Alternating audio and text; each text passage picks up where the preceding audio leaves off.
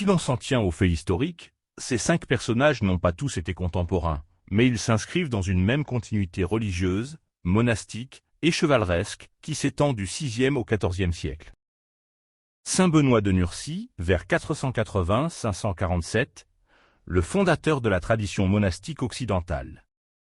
Saint Benoît de Nursie rédige la règle de Saint Benoît, qui devient la base de la vie monastique en Occident. Elle repose sur 3 piliers. La prière, ora. Le travail, labora. L'obéissance et la vie communautaire. Pendant plusieurs siècles, les monastères bénédictins préservent les manuscrits, développent l'agriculture, accueillent les voyageurs et participent à l'évangélisation de l'Europe. Saint Bernard de Clairvaux, 1090-1153. Le réformateur spirituel. Saint Bernard de Clairvaux appartient à l'ordre cistercien, lui-même issu d'une réforme de la tradition bénédictine. Les cisterciens souhaitent revenir à une application plus stricte de la règle de Saint Benoît.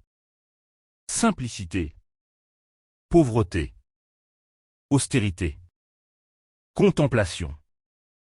Bernard devient rapidement la personnalité religieuse la plus influente de son époque. Godefroy de Bouillon, vers 1060-1100, héros de la première croisade. Godefroy de Bouillon répond à l'appel du pape Urbain II lors de la première croisade, 1096. En juillet 99. Jérusalem est prise. Godefroy refuse le titre de roi. Il prend celui d'avoué du Saint-Sépulcre. Son gouvernement est très bref puisqu'il meurt en 1100. Historiquement, il n'a jamais rencontré Hugues de Pint, mais son action rend possible l'installation durable des États latins d'Orient. Hugues de Pint, vers 1070-1136, fondateur des Templiers. Hugues de Pint fonde vers 1119, avec quelques compagnons, l'ordre du Temple. Leur mission est de protéger les pèlerins voyageant entre Jaffa et Jérusalem. Au départ, les Templiers sont peu nombreux et pauvres. C'est ici qu'intervient Saint Bernard. Saint Bernard et les Templiers. En 1129, lors du Concile de Troyes, Bernard soutient officiellement les Templiers. Il participe à la rédaction de leurs règles et écrit ensuite le célèbre traité de l'Ode Novae Militia, éloge de la nouvelle chevalerie. Il y présente les Templiers comme une nouvelle forme de chevalerie. Moines, soldats, disciplinés, pauvres, entièrement consacrés au Christ. La règle du Temple est largement inspirée de la tradition bénédictine, adaptée à une vie militaire. On peut résumer la filiation ainsi. Saint Benoît, Cîteaux, Saint Bernard, règle des Templiers. Jacques de Molay, vers 1240-1314. Le dernier grand maître. Jacques de Molay devient grand maître en 1292. À cette époque, la situation a profondément changé. Les États croisés disparaissent. Saint Jean d'Acre tombe en 1291.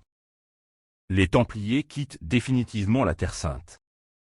L'ordre demeure cependant très riche et très puissant en Europe. Le roi Philippe IV, le Bel, très endetté auprès de l'ordre, décide alors de s'en prendre aux Templiers. Le vendredi 13 octobre 1307. Arrestation massive. Accusation d'hérésie. Procès. Après plusieurs années de procédure, Jacques de Molay est brûlé vif à Paris le 18 mars 1314. Quelques années plus tôt, le 22 mars 1312, le pape avait déjà supprimé officiellement l'ordre. Le lien historique entre les 5 personnages. La chronologie est la suivante. Saint Benoît de Nursie. Création de la règle bénédictine. Puis vint la réforme cistercienne. Saint Bernard de Clairvaux. Prêtre et grand orateur qui inspirera et soutiendra l'ordre du Temple. Godefroy de Bouillon. Meneur et vainqueur de la première croisade permettant la reprise de Jérusalem. Hugues de Pint.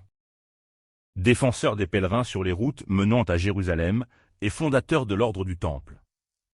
Et enfin, Jacques de Molay. Dernier représentant de cette chevalerie monastique. Ce qui est historiquement établi. Saint Benoît est à l'origine de la tradition monastique occidentale. Les cisterciens de Saint Bernard suivent une réforme de la règle bénédictine. Saint Bernard soutient activement Hugues de Pint et contribue à la reconnaissance de l'ordre du Temple. Les Templiers naissent dans le contexte créé par la conquête de Jérusalem lors de la première croisade, menée notamment par Godefroy de Bouillon. Jacques de Molay est le dernier grand maître de cet ordre avant sa suppression. Ce qui relève de la tradition, plutôt que des faits. Certaines œuvres populaires ou ésotériques présentent ces personnages comme les membres d'une même chaîne initiatique ou les dépositaires d'un secret transmis de génération en génération. À ce jour, aucune source historique contemporaine ne démontre l'existence d'une telle transmission secrète. Les historiens s'accordent plutôt sur une continuité institutionnelle et spirituelle. La tradition bénédictine inspire la réforme cistercienne, qui influence l'idéal des Templiers, tandis que les croisades fournissent le contexte politique et militaire dans lequel l'ordre est fondé, puis, 2 siècles plus tard, disparaît. Vous voulez en savoir plus? Rejoignez-nous.